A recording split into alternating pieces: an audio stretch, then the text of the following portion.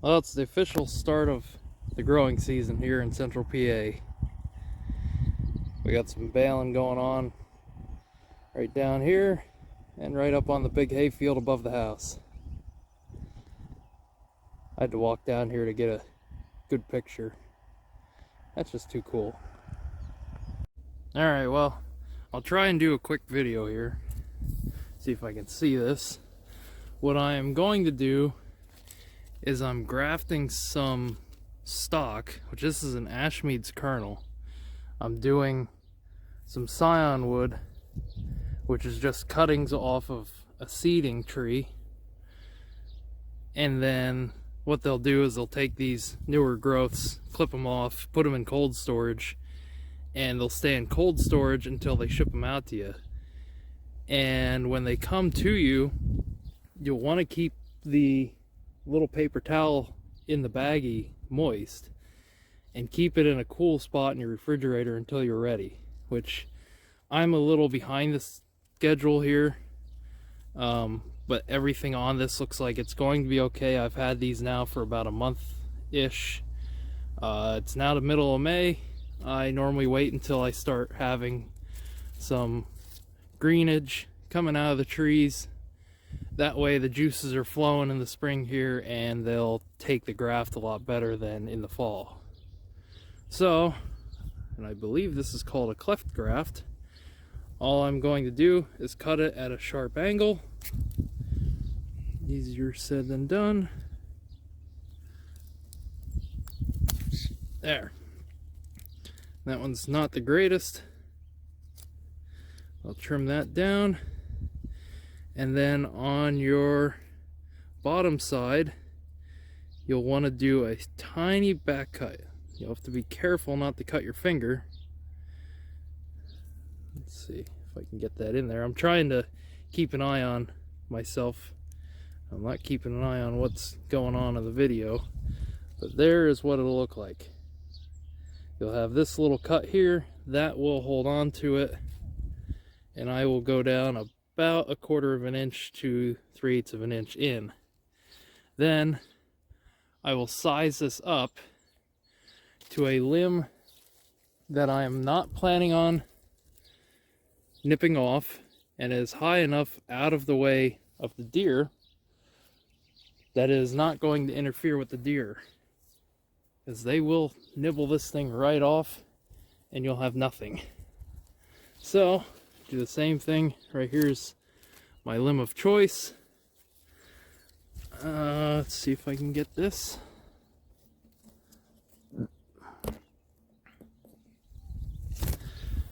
There, right there's my limb of choice. I'm going to do my same sharp angled cut, and then on the bottom side I will do my cleft. Right there's about 3/8 of an inch. Try and keep your tools clean, because this stuff here is the same thing as like surgery. You want to make sure everything's clean. My cuts are a little bit off, but what you want to do is press against that just a wee bit so it opens up, and it should, come on, boy, it's a strong limb. That'd be a good one.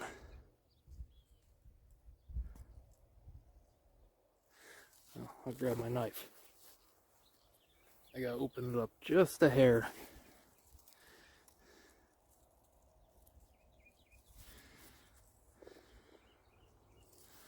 See if I can push this down a little bit, like that.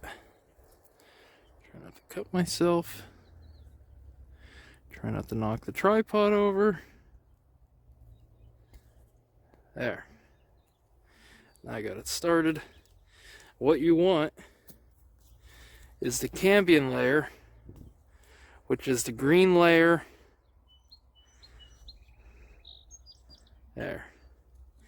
What you want is the maximum surface area for that cambion area, or the cambion layer, to mesh, which I got this a little bit goofy, but I think this'll work. I got a good section there open of green.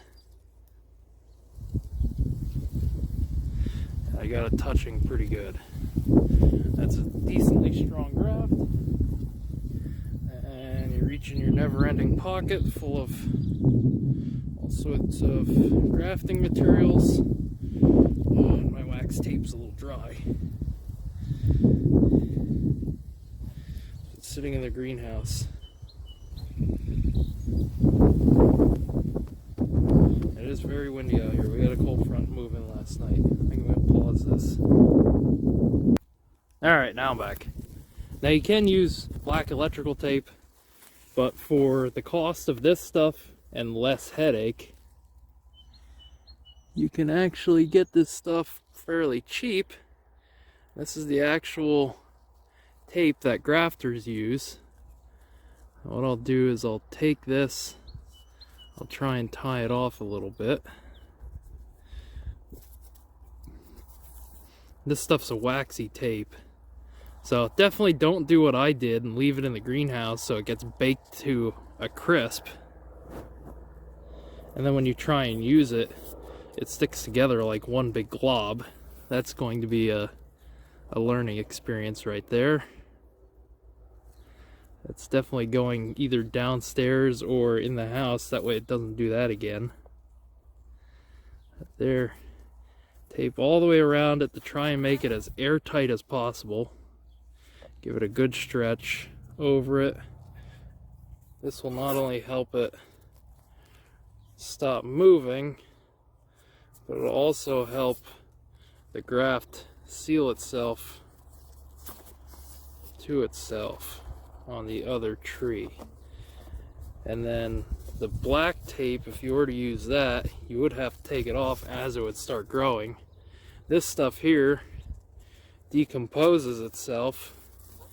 And I could show you some that I had done last year, but it will decompose itself and it's stretchy, like super stretchy. You don't want to really tear on this stuff or it'll rip, but it's stretchy enough that as the tree grows, it'll continue to grow with it, and then once it hits a breaking point, it'll just break and kind of just fall off, and it'll just decompose even more.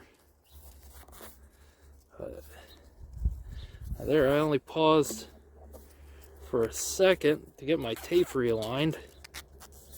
That is how you do a graft. I'll do a couple more. That one there, I don't like how the cut was, but I'm pretty certain it's going to take. If you ever don't like a cut, you can just lop off the end and keep going. You got another couple inches there to make up for a couple bad ends until you get to the end, and then you got nothing. But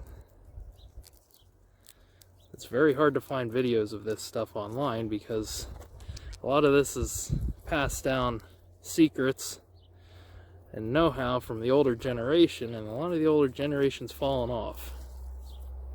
So there's a good graft, and what I'll normally do is, if it's too long and I think it's going to hit something, I'll clip the tip off, and it'll also help with some moisture retention.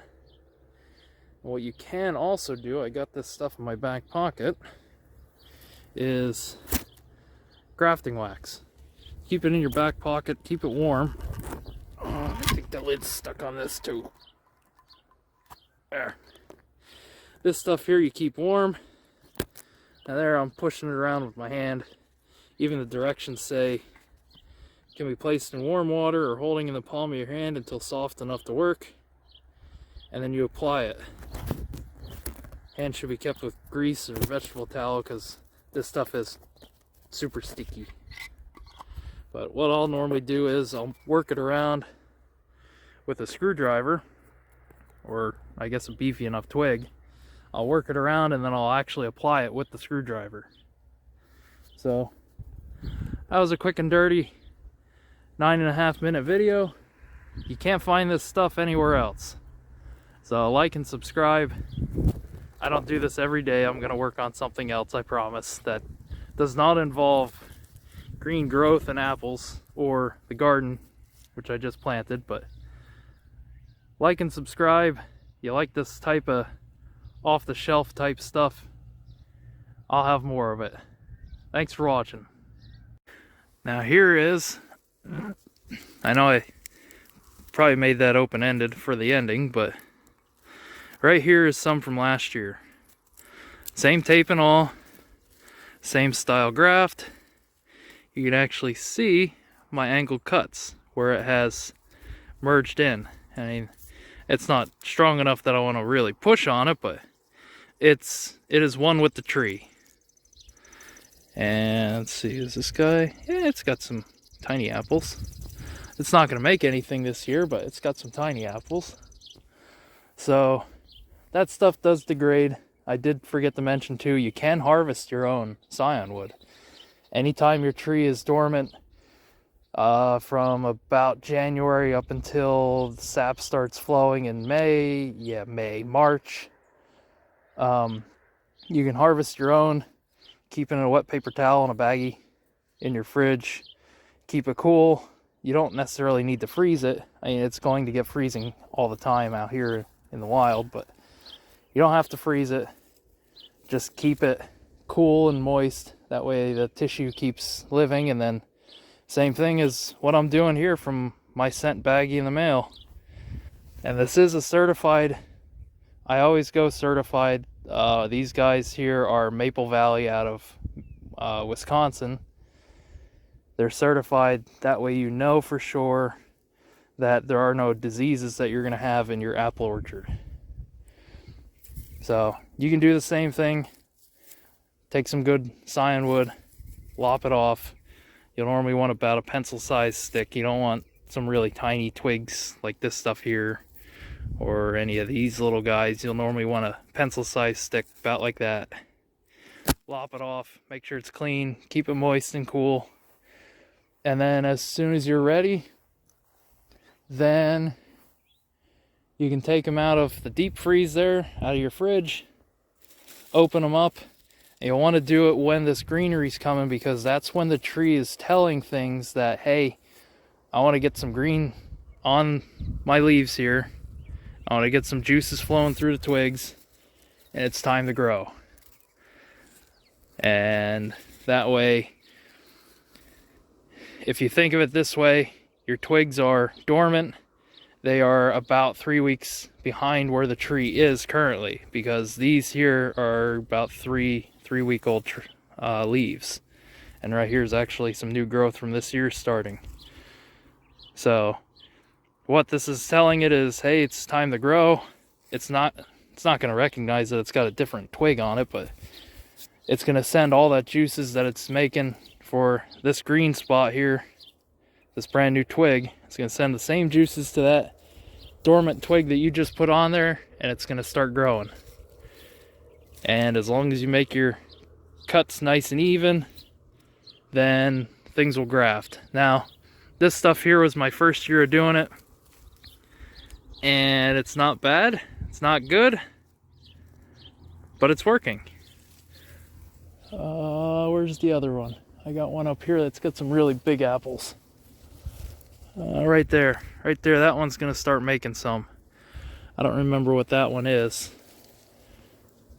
I've been trying to get some heirloom apples to try and change up the flavor palette of what I've got. I forgot one very important, crucial part. On these here, you have to make sure your buds are going in the correct direction so that the nutrient flow will flow the same way as it normally would. So right here, your buds normally point towards the tip. So that means this one here would have to get grafted on this end. So just a little helpful tip for when you get pieces like this where, and you can see I already put wax on the end there to help conserve some moisture in it. But some helpful tip for when you have one like this where there is no green tip on the end and you have two cut ends. So there,